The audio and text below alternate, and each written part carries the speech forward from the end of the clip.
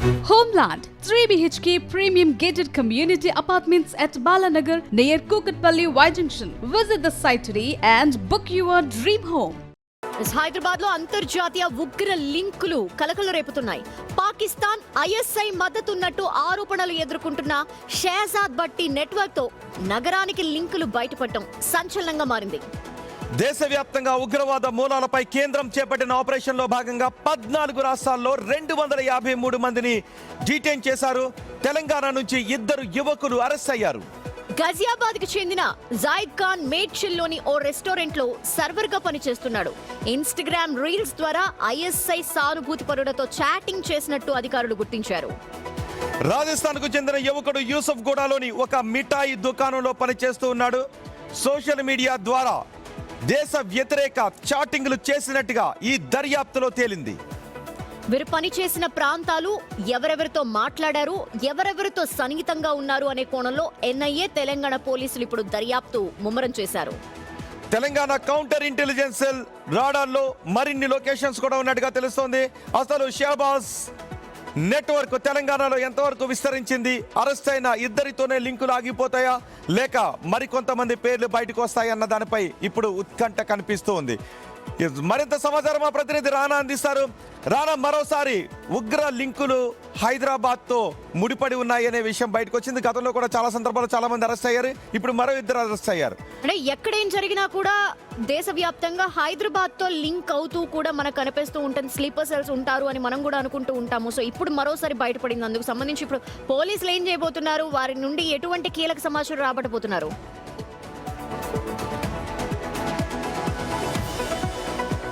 Exactly మీరు అన్నట్టుగానే దేశంలో ఏ ఒక్క సంఘటన జరిగినా కూడా ఉగ్ర లింకులు మాత్రం హైదరాబాద్కి ఎక్కడో చోట కొద్దిగానే కూడా లింక్స్ అనేది వస్తూనే ఉంది. ఎక్కువగా ఇటు ముఖ్యంగా ఏదైతే మన గాంధీనగర్లో దొరికినటువంటి వారు కానీ గుజరాత్కు సంబంధించిన రాష్ట్రంలో, దాంతోపాటు ఉత్తరప్రదేశ్లో కొంతమంది దొరికారు, దాంతోపాటు ఢిల్లీ బాంబ్ బ్లాస్ట్లో కొంతమంది దొరికినటువంటి వారందరూ కూడా ఆ లింకులన్నీ కూడా హైదరాబాద్లో కొంతమంది వారికి సహాయ సహకారం చేసినట్టుగా ఇప్పటికే గుర్తించిన నేపథ్యంలో దాని తగ్గట్టుగా పూర్తి స్థాయిలో ఇన్వెస్టిగేషన్ అనేది జరుగుతూనే ఉంది. అలా ఇన్వెస్టిగేషన్లో దొరికినటువంటి అరెస్ట్ అయినటువంటి వారిని విచారణ చేసినప్పుడు కొన్ని హైదరాబాద్ సంబంధించినటువంటి కొంతమంది వ్యక్తులు ఇంకా కొన్ని ఇతర రాష్ట్రాల నుంచి వచ్చి ఇక్కడ కొన్ని ప్లేసెస్లో పనిచేస్తూ ఉగ్రవాద సంస్థల కోసం వారు అనేక రకాల కూడా సహాయ సహకారాలు ఇక్కడ ఉన్నటువంటి ఇన్ఫర్మేషన్ ఇవ్వడము, దాంతోపాటు ఇక్కడ యువతని ప్రేరేపితం చేయడం, అంతే ఉగ్రవాదం వైపు మళ్ళేలాగా కూడా వీళ్ళు కొన్ని వ్యాఖ్యానాలు చేయడము, వాళ్ళతో ఫ్రెండ్షిప్ చేయడము, దాంతోపాటు కానీ ఇక్కడ షాప్ లో పనిచేస్తూ ఉన్నారు కదా, ఆ షాప్ లో పెట్టుకున్న యజమానులకు డౌట్ రాలేదా? ఇప్పుడు ఏ డీటెయిల్స్ చూడకుండానే వాళ్ళని పనిలో పెట్టేసుకున్నారా? ఆ షాప్ లో ఎన్నాళ్ళ నుంచి పనిచేస్తున్నాడు అసలు రాజస్థాన్కి చెందిన యువకుడు?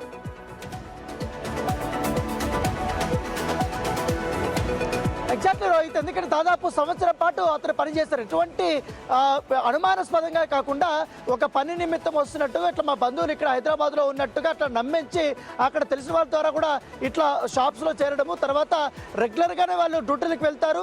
సాయంత్రం వచ్చిన తర్వాత పూర్తిగా పరిసరాలంతా కూడా వాళ్ళు పరిశీలన చేసిన తర్వాత పూర్తి ఇన్ఫర్మేషన్ అంతా కూడా ఉగ్రవాద సంస్థకు చేరవేయడము, దాంతోపాటు యువతను ఎక్కువగా టార్గెట్ చేసి ఒక మతం వైపు వాళ్ళని ప్రేరేపితం చేసేలాగా, లేకపోతే ఉగ్రవాదం వైపు ప్రేరేపితం చేసేలా కూడా వాళ్ళని మౌల్డ్ చేయడం వీళ్ళ ప్రధానమైనటువంటి వృత్తి ఇదే.